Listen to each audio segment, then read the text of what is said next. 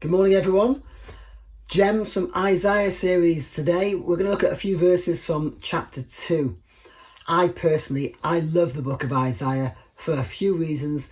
Firstly, it is a book that's full of gems. It's full of some great verses, some great words from God. It's also a book of prophecy. Isaiah he heard from God and he wrote down the prophecies, the predictions of the future that God gave him. And that's one of the reasons why I'm a believer in the Bible, because it's full of prophecies and loads of them have come true, so you can trust its authenticity. Not like Mystic Meg, who never gets anything right. The Bible is right, and it's been proved time and time again to come true. A little scenario. You're going to be a messenger today and you've got a choice. You can either go to House A and you can tell the people in House A that they've won the postcode lottery and it's £10 million. Or you can go to House B and you have to deliver bad news that unfortunately somebody's passed away in a car accident. What do you choose? I think we'd all choose House A to deliver the good news. Well, Isaiah delivers both throughout his book, a large book. He delivers good and bad news. He delivers and he hears from God and he just obeys and he just delivers the news. So let's just have a little look at some of these verses. Verse 12 says this: "The Lord Almighty has a day in store for all the proud and lofty, for all that is exalted, and they will be humbled. For all the cedars of Lebanon, tall and lofty, and all the oaks of Bashan, for all the towering mountains and all the high hills, for every lofty tower and every fortified city, for every trading ship and every stately vessel. The arrogance of man will be brought low, and human pride will be humbled. The Lord alone will be exalted in that day. And idols will totally disappear. People will flee to caves in the rocks and to holes in the ground from the fearful presence of the Lord and the splendour of his majesty. When he arises to shake the earth, in that day people will throw away to moles and bats their idols of silver and idols of gold, which they made to worship. They will flee to caverns in the rocks and to the overhanging crags from the fearful presence of the Lord and the splendour of his majesty, when he arises to shake the earth. Stop trusting in mere humans who have but a breath in their nostrils. Why hold them in esteem?" There's some quite interesting verses there, but what does all that mean? Isaiah's picking up a theme. He's picking up a thread that's we find throughout the whole Bible, for the Old Testament and the New Testament, and the theme is the day of the Lord. When I was growing up, my favourite film was Terminator 2, Judgment Day, when Arnold Schwarzenegger is a Terminator who's come back from the future after Judgment Day, after the world's nearly been wiped out by a computer system. And anyway, I'm sure you've all seen the film. It's quite an action-packed film for its era, and yeah, it was really good, but it was just a fictional film, as opposed to the Judgment Day that the Bible speaks about. It isn't fictional. It's a fact that's going to happen in the future. And the phrase has a double meaning. The first meaning was for their day, in Isaiah's day.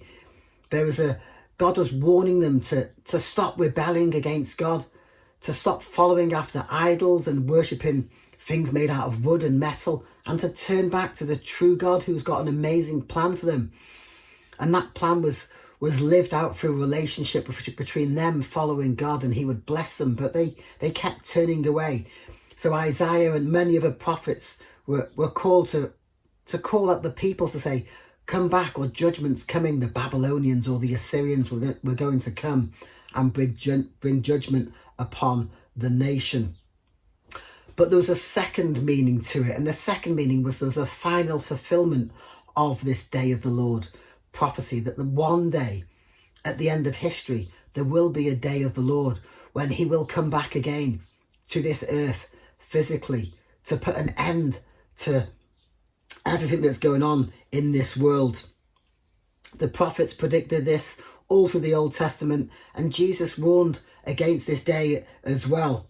Joel called it, the day of the Lord is great, it is dreadful, who can endure it? So it's a great day, but it's also a dreadful day. And there's a key verse in these verses. The arrogance of man will be brought low, and human pride humbled. The Lord alone will be exalted in that day. We live in a world today full of arrogance, full of pride. Mankind has generally rejected God's offer of peace and salvation, and man individually and as nations, they say, no, we can do it our way. I can sort this out my way. I can get through this in my own strength. I don't need God, man says. I have money. I can trust in my pension. I can trust in my career. I can trust in my friends and my family. But the problem is, God says one day he's going to come back and he's going to put an end to lots of things that are happening on this world. He's going to put an end to all the human pride, to all the arrogance, to all the evil, to all the injustice that is going on in the world today. God's going to put an end to it. He's going to put an end to this monetary system, to capitalism, so to speak. But if you're a communist, don't get all excited, because he'll be putting an end to that.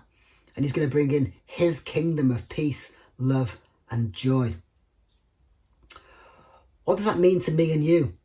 Because I could go on for hours about all the signs that are happening around the world that were predicted in the Bible. But just to look at the big picture, we need to respond. And the call for us is to be watching and to be ready. Jesus encourages us with these verses. He says, you also must be ready, because the Son of Man will come at an hour when you do not expect him. If Judgment Day is tonight, if Judgment Day is tomorrow, can I ask you a simple question? Are you ready to meet him? Are you ready to give an account for your life, how you are living? Are you ready to embrace him? Or are you scared and want to hide in a cave or under the ground, like it says in those verses?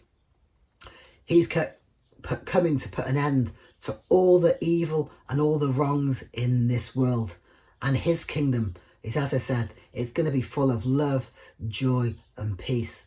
The simple question is, are you ready this morning? Isaiah warned about the day. The world events around us today seem like we're ever so close to that day without going into the details. Just one question to think about today. Are you ready? Have a great day, buddy. See you all soon. Bye-bye.